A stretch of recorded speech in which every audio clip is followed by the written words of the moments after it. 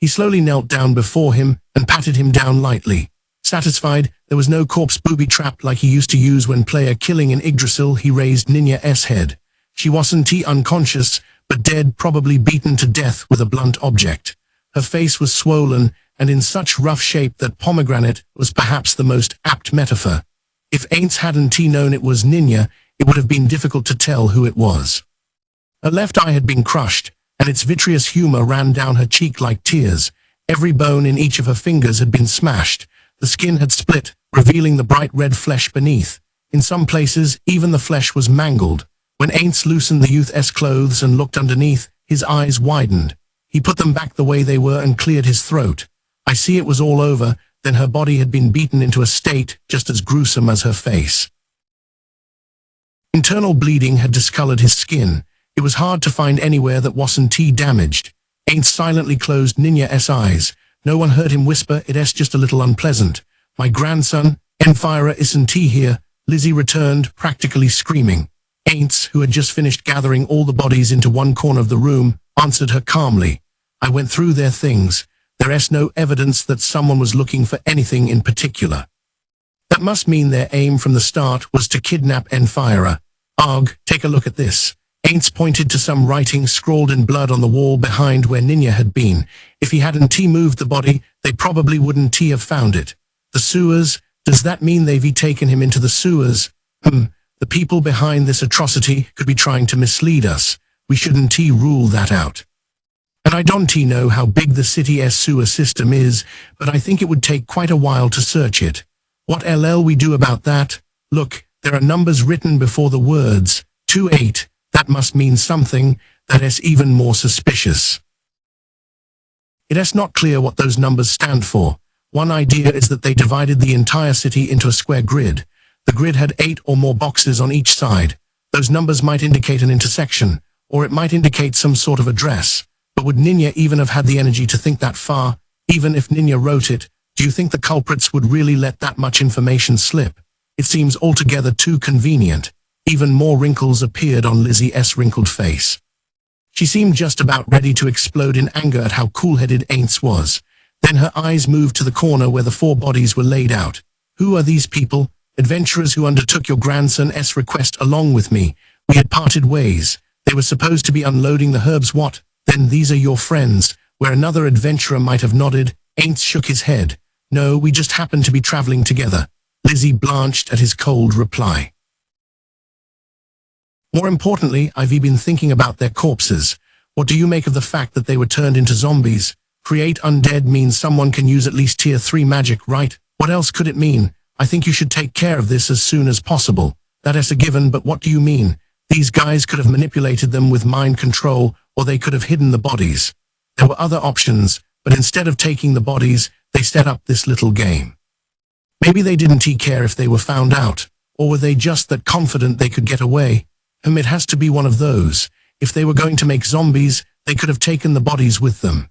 If their aim was strictly to kidnap Enfira, they could have gained plenty of time by concealing the corpses.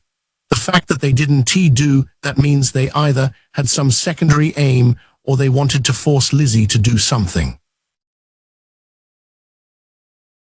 The latter was a simple matter, but the former meant that Enfira's life and powers had value to them, and probably whatever they wanted could be completed in a short amount of time. Would these brutal killers send him home safely when they were done? Lizzie's face went past pale to white as she understood what Aints was getting at.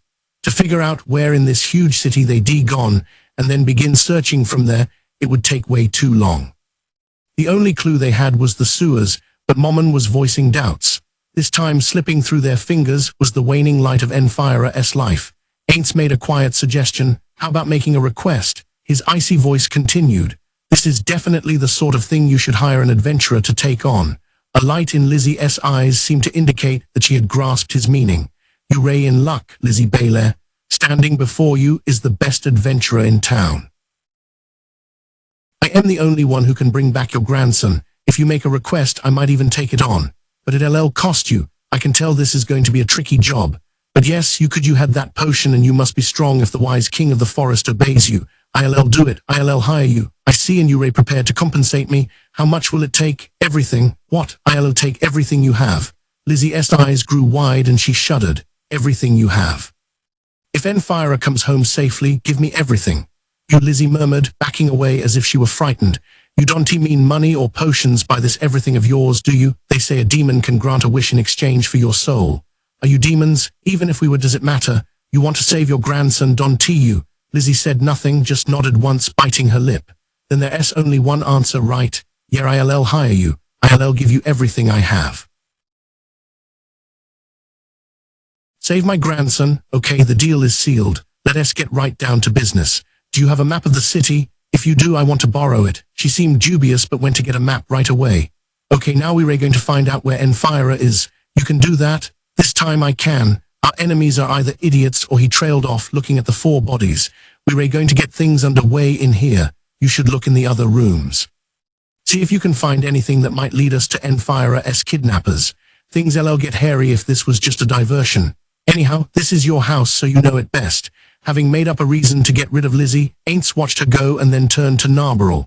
What are you going to do? It's simple. The plates are gone. The kidnappers probably took them. The question is, why take those plates when they didn't take any of the more valuable items?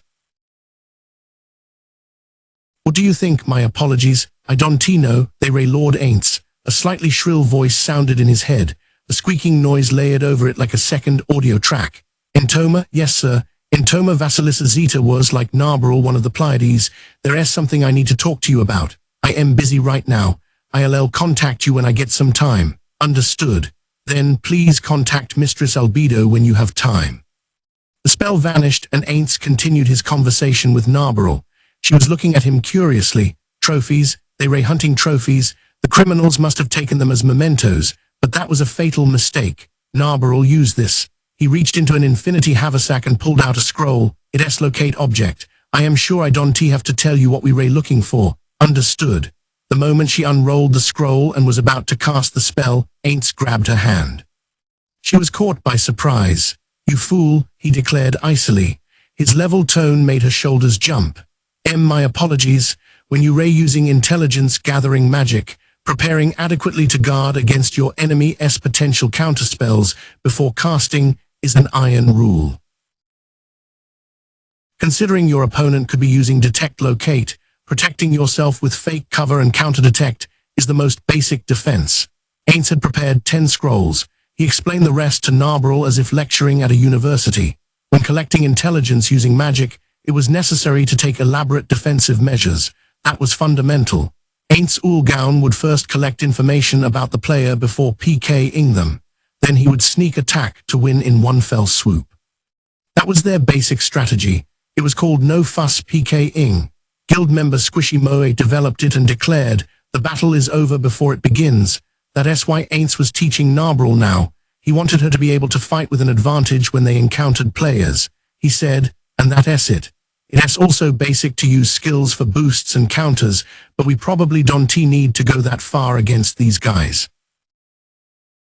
If they had casters able to do anything stronger than this, they wouldn't have cast such low-level spells on those corpses. Okay, Narbarrel, do it. Finally free to act. Narbarrel unfurled each scroll in order, naming each spell as she went. The scrolls burst into heatless flames and burned up quickly to release the magic sealed inside. Once she had used them all and was protected by numerous defensive spells, she cast Locate Object. Then she pointed at the map. They ray here. Aints couldn't read what was written there, so he searched his memory to remember what was in that area. The graveyard, so there's a good chance it's not the sewers. The graveyard in Rantel was huge. This was partially because the city was used as a military base. The magic was pointing to the location farthest in. Okay, then next use clairvoyance. Cast crystal monitor at the same time and show me what's going on over there too. Narbarrel used the 2 scrolls, and they saw countless human figures on the screen that appeared in the air. But something was strange about the way they were moving. Many of them were jerking awkwardly. There were also countless figures that were definitely not human, and in the center of it all was a boy. He was dressed differently, but there was still no mistaking him. Got him. And the plates are in this area, an undead mob, huh?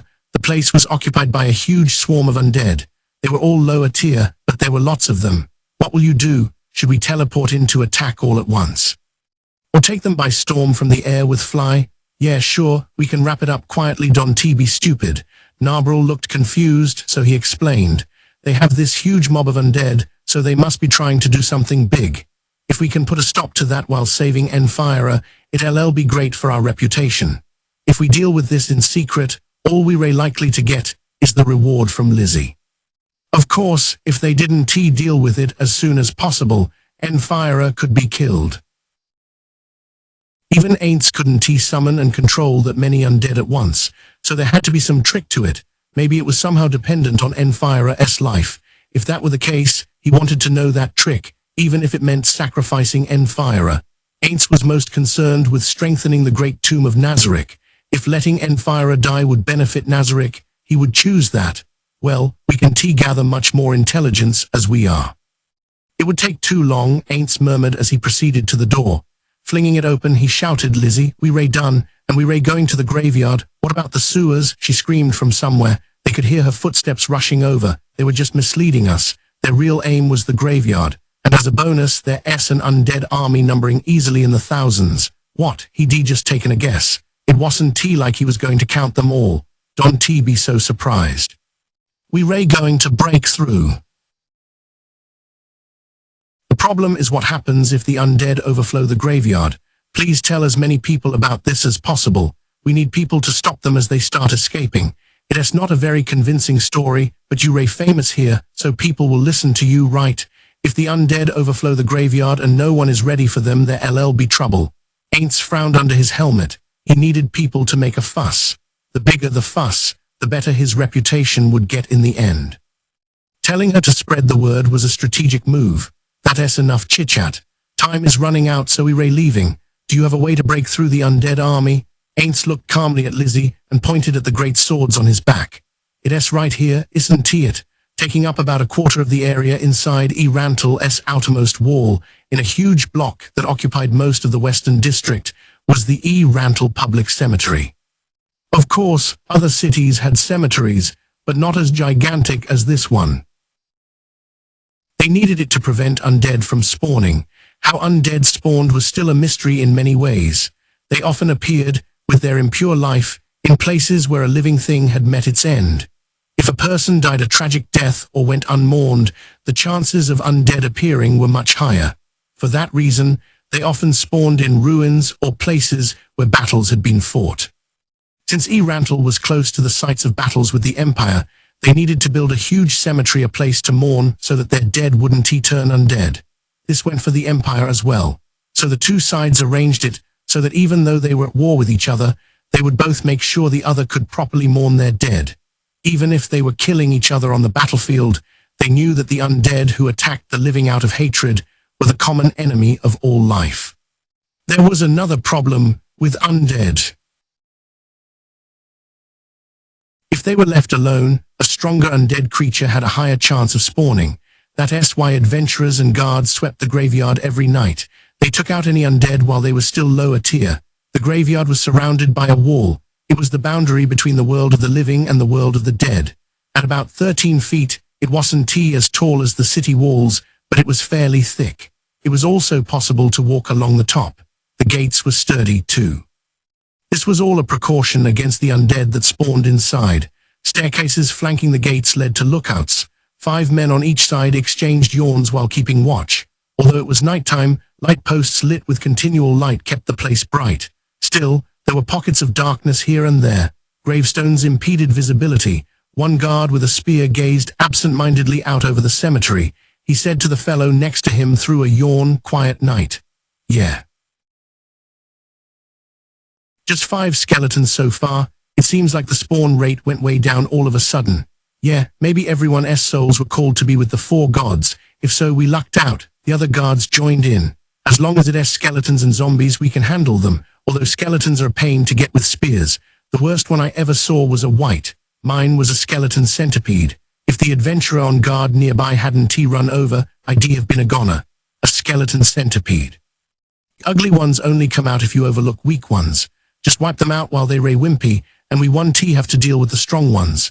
"Exactly. The licker the squad patrolling the tombs sent us the other week. after our leader gave them what for tasted great, but I never want to go through an ordeal like that ever again. But when you think about it like that Dosen tea, it kinda give you the creeps that nothing has spawned lately. Why? Well, like, maybe we were missing them or something. You worried too much. Supposedly, there aren't usually that many to begin with. There's talk that the reason we had such a high rate of appearance was because we were burying people who died in battles against the Empire. In other words, maybe this is what it's like when there's no fighting. The guards nodded to one another. Villages buried people just like they did, but they never heard of a place with so many undead. Supposedly the Katsi plane is just a mess. The undead that spawn there on a whole other level. The plane where the kingdom and the empire clashed was known as a region with frequent undead outbreaks. So adventurers requested by the kingdom and knights from the empire worked together to clean it up.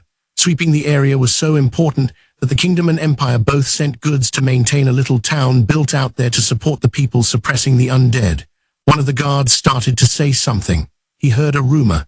Then he closed his mouth. Another guard got anxious. Hey, if you're trying to scare us, quiet. The one who had closed his mouth was looking toward the graveyard. He seemed to be trying to pierce the darkness with his stare. The others followed his line of sight and looked too.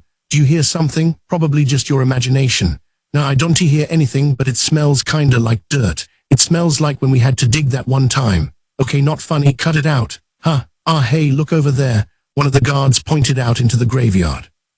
Everyone turned to look. Two guards were running frantically toward the gate. They were both breathing heavily, eyes wide and bloodshot, hair plastered to their foreheads with sweat. The guards in the lookout had a bad feeling. Patrols went out in groups of at least 10. Why were there only 2? They were running that desperately with no weapons. They could only be running away from something. Oh, open up. Open the gate. A guard ran down the stairs in response to their panic screams and opened the gate. The pair tumbled out of the graveyard as if they couldn't wait for the door to open. What the heck? The guards started to ask, but the two patrollers, faces white as sheets, interrupted him, shouting with what little breath they had left. Close the gate, hurry. Frightened by how upset they were, the guards all helped shut and bar the gate. What the heck happened? Where are the others? The guard who looked up to respond had terror written all over his face. They were eaten by undead. Learning that 8 of their comrades had been killed, the guards looked at their squad leader. He responded with orders. Hey, someone go look from up top. One of them sprang up and started running up the stairs but froze partway. What's wrong? Trembling uncontrollably, the guard screamed back, it's undead. A huge mob of them. If they listened closely, they could hear a kind of squirming noise coming from the other side of the wall. Everyone followed the first guard, and one by one, they were rendered speechless by the view. A number of undead, for which there were no words, was coming across the graveyard, heading straight for them. What the heck?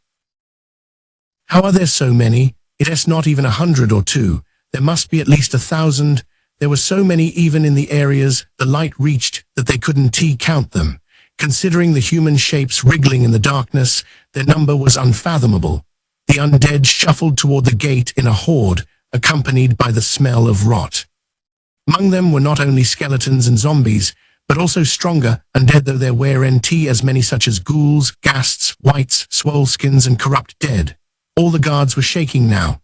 The city proper was behind another wall, so unless that wall was breached, no residents would be attacked. But they weren't sure they could take this mob, even if they called for a general mobilization of all the guards. They were called guards, but they were just burlier versions of regular citizens. They weren't confident they could subdue this many undead. And some undead possessed the ability to turn anything they killed into the same type of monster. One wrong move and they would be attacked by their undead comrades. There weren't any flying undead now, but they knew that if they didn't wipe these out soon, some fiendish flyers would show up. That terrified them even more. The flood of undead reached the wall. Bam Bam undead, with low intelligence, made use of their inability to feel pain. They senselessly beat on the gate. They must have known they'd get to attack some living things if they broke it down. Bam Bam, the repeated pounding sound, the squeaking of the hinges, the moaning of countless monsters. They didn't need a battering ram. The mob of undead that rushed the gate, without even considering if they could break it, performed as well as any siege weapon. The cold sweat that drenched the guards' backs was like a bucket of ice water. Ring the bell, get help from the garrison, You two, alert the other gates that this is an emergency. The squad leader returned to his senses and started commanding.